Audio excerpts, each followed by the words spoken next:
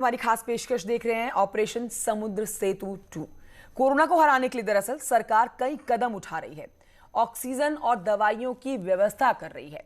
अब इसी कड़ी में भारतीय नौसेना भी ऑपरेशन समुद्र सेतु 2 चला रहा है। देश में ऑक्सीजन के संकट को दूर करने के लिए नौसेना के जंगी जहाज समुद्र में उतरा। समुद्र सेतु 2 लॉन्च किया है। देश में ऑक्सीजन के संकट को दूर करने के लिए नौसेना के जंगी जहाज समुद्र में उतर गए हैं। भारतीय वायुसेना के विमान भी लिक्विड ऑक्सीजन की आपूर्ति के लिए उड़ान भर रहे हैं। वायुसेना ने विदेशों से ऑक्सीजन लाने के साथ देश के अलग अलग हिस्सों में इसे पहुंचाने का जिम्मा उठाया है, जबकि भारत की थल सेना ने जमीनी स्तर पर काम करना शुरू कर दिया है। थल सेना देश में ऑक्सीजन प्लांट लगाने के साथ कई कोविड अस्पताल शुरू कर रही है। संकट काल में सेना के तीनों अंग अपना किरदार निभा रहे हैं। देश को कोरोना मुक्त करने के लिए मैदानी जंग में कूद पड़े हैं। तो सबसे पहले आपको दिखाते हैं नौसेना का ऑपरेशन समुद्र सेतु 2, जिसने देश में ऑक्सीजन की किल्लत को दूर करने का बीड़ा उठाया है।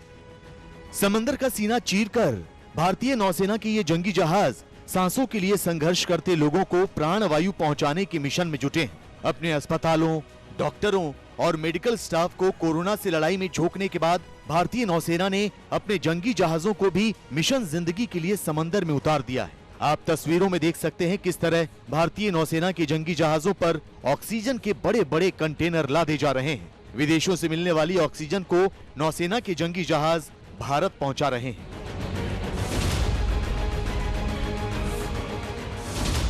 दरअसल भारतीय नौसेना ने विदेशों से ऑक्सीजन के कंटेनर लाने के लिए अपने 7 जंगी जहाजों को तैनात किया है। पहले चरण में नौसेना ने आईएनएस कोलकाता, आईएनएस तलवार, आईएनएस जलश्व, आईएनएस ऐरावत को तैनात किया था, जबकि इस बार आईएनएस कोच्चि, आईएनएस त्रिखंड और आईएनएस तबर को तैनात किया है। यही नहीं, दक्षिण नौसेना कमान ने अपने landing ship tank INS Shardul को भी तैयार रखा है। महज 48 घंटे के भीतर कभी भी इसका इस्तेमाल किया जा सकेगा। नौसेना के मुताबिक जरूरत पड़ने पर दूसरे जंगी जहाजों को भी इस ऑपरेशन में लगाया जा सकता है।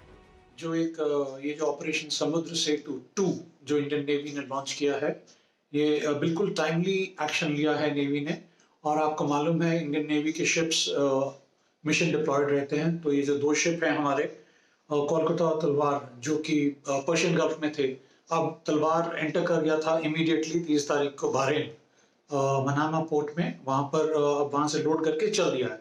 और Kolkata in the mean time is now heading towards, पहले वो गया था दोहा कतार, उसके बाद वो ऑक्सीजन लेने के लिए जाएगा कुवैत और फिर वापस आएगा। सो आप देखिए जो रेडीनेस ऑफ द नेवी थे, बिकॉज ये शिप्स डिप्लॉयड थे ऑलरेडी, तो ये तुरंत एकदम से डाइवर्ट कर दिए गए।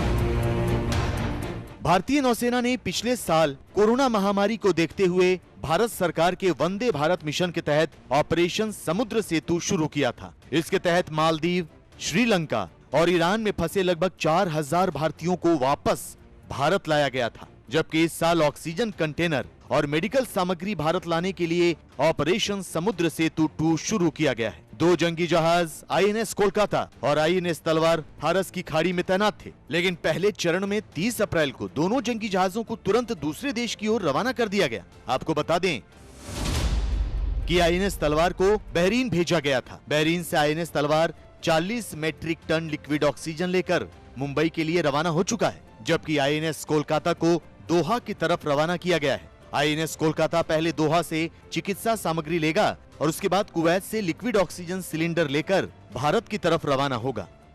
भारतीय वायुसेना का हर काम देश के नाम होता है।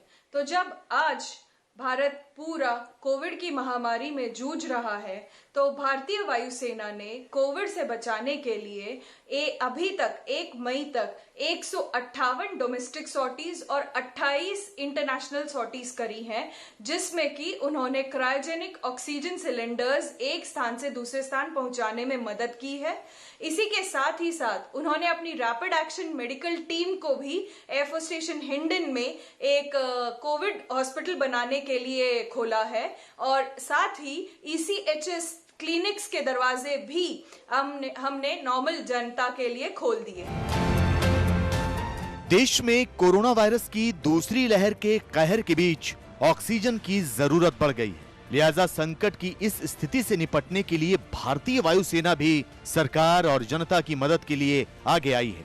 सरकार को मदद देने के लिए भारतीय वायुसेना ने मोर्चा संभाला है और ऑक्सीजन कंटेनर, सिलेंडर, जरूरी दवाओं, उपकरणों और स्वास्थ्य कर्मियों तक को एयरलिफ्ट कर रही है। भारतीय वायुसेना के C-17 ग्लोब मास्टर और IL-76 विमानों ने देश भर के स्टेशनों से बड़े ऑक्सीजन टैंकरों को एयरलिफ्ट करना शुरू कर दिया है ताकि ऑक्सीजन के वितरण में तेजी लाई जा सके। आपको बता दें कि भारतीय वायुसेना के IL-76 विमानों ने सिंगापुर से 3 क्रायोजेनिक ऑक्सीजन कंटेनर पश्चिम बंगाल स्थित पानागढ़ एयरबेस तक पहुंचाए हैं। यही नहीं, C-17 ग्लोब मास्टर विमान से 2 ऑक्सीजन कंटेनर जोधपुर से Jamnagar, 2 cryogenic oxygen container Bhopal से रांची, 2 ऑक्सीजन कंटेनर ग्वालियर से रांची, 2 ऑक्सीजन कंटेनर विजयवाड़ा से भुवनेश्वर और 2 क्रायोजेनिक ऑक्सीजन कंटेनर हिंडन से रांची पहुंचाए गए हैं। जब जब भारत पर किसी भी तरह की कोई पीड़ा या कठिनाई आई है, भारतीय वायुसेना ने डट कर उसका मुकाबला किया है।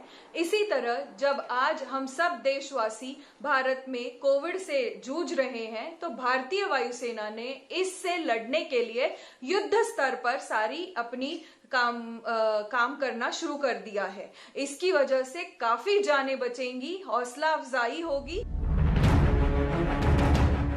कोरोना के संकट काल में देशवासियों तक राहत पहुंचाने के काम में हमेशा की तरह सेना अग्रिम भूमिका में आ चुकी है। भारतीय सेना की मदद से उत्तर प्रदेश के सहारनपुर में एक ऑक्सीजन प्लांट लगाया जा रहा है। वाराणसी में अस्थायी कोविड अस्पताल शुरू किया जा रहा है। भारतीय सेना देश के अलग अलग हिस्सों में कोरोना के मरीजों का इलाज करने के लिए अस्पताल खोल रही है। यही नहीं, कोरोना से जंग में सेना के रिटायर्ड डॉक्टर भी मैदान में आ गए हैं। ऐसे 600 रिटायर्ड डॉक्टरों की तैनाती भी हो चुकी है। आर्मी चीफ ने पीएम मोदी से मुलाकात कर सेना की तैयारियों का ब्लूप्रिंट भी सौंप दिया है।